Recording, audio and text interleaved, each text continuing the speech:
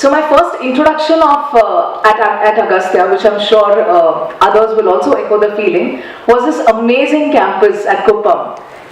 Of course, the people, the buildings, the science buildings, and the field of science was very good. But one thing that clearly stood out for me was how the buildings were so close to nature. It just felt like they belonged there, to the mountains.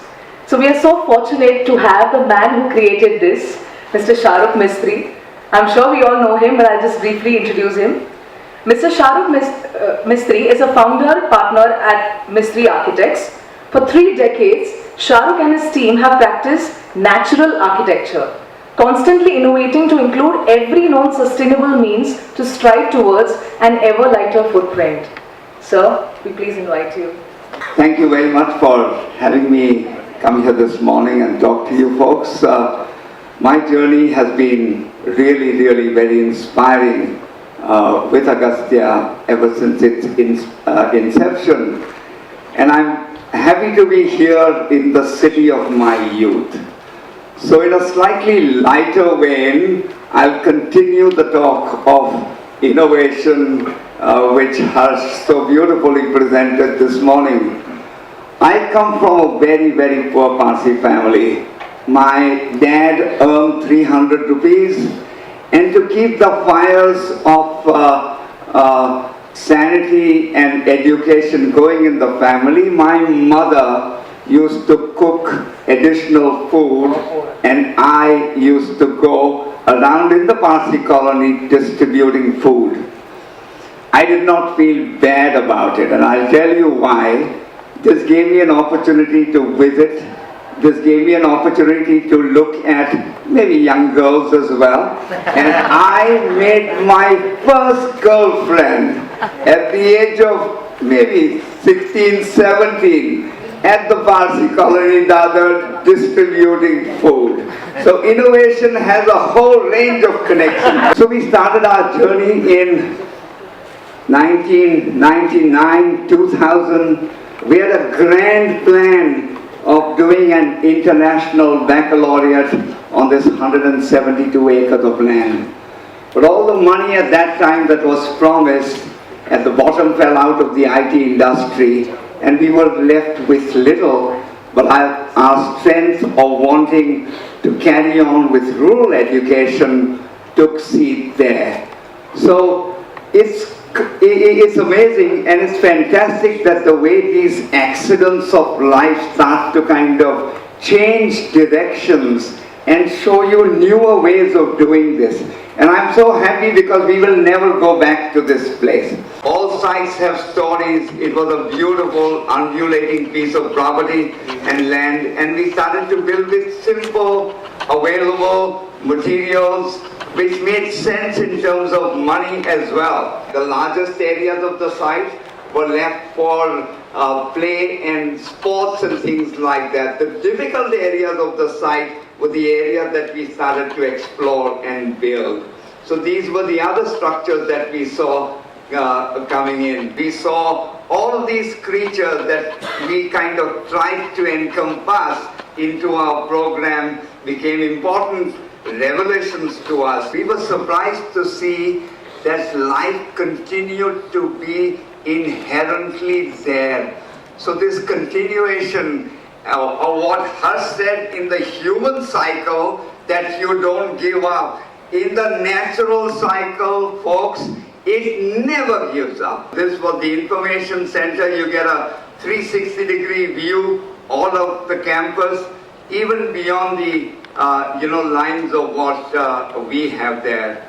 And when you're inside there, it's not only the knowledge that the information center supplies, but I think it was very important for us as designers to connect the children, the teachers, and the community that comes in to the surrounding knowledge that, as I always feel, is inherently as important for us to understand. We're looking at the dichotomy or the adjustments and coming together of the left and the right brain issues.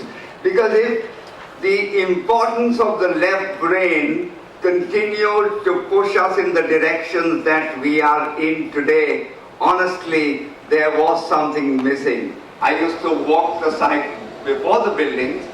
There were cows, goats, animals from the nearby fields that used to be there.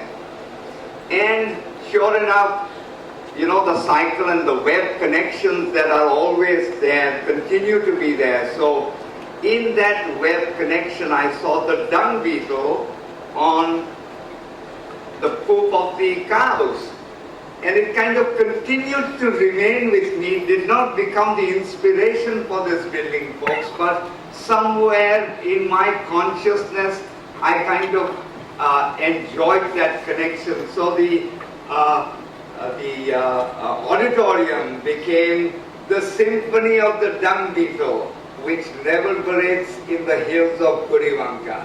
For some of you who have not visited the site, I would really request you, come and see the site.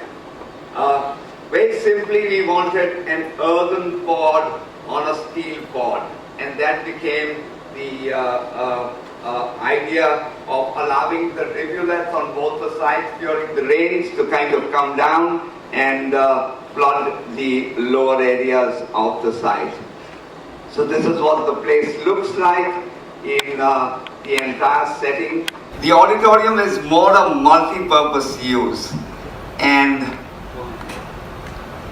I see our next Agastyas and our next Leonardos coming from this lot, folks. So we continued this journey.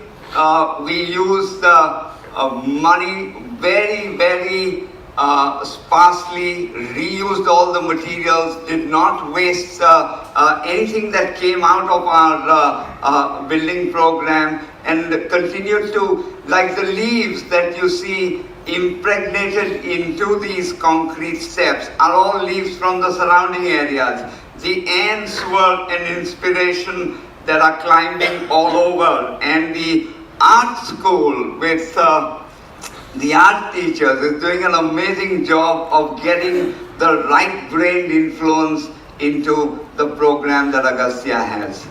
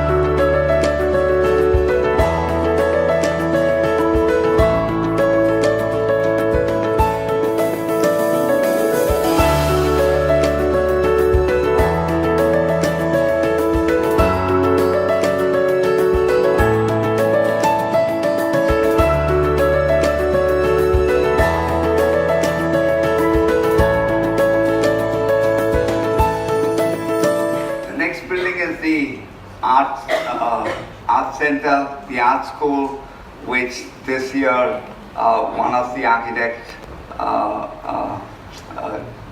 Design Award from J.K. Cements.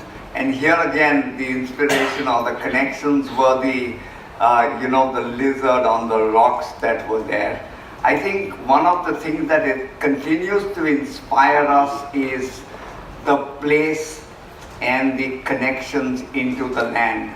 Place-based learning is an issue which I think is gaining an understanding where the entire web of life comes together. And I think that indicates to us that There are so many more things that we need to understand in this program. This is what the building looks like.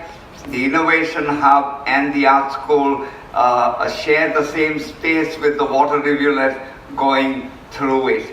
We are continuing in that journey, and the next set of buildings that we are doing are biomimicking the termite hill.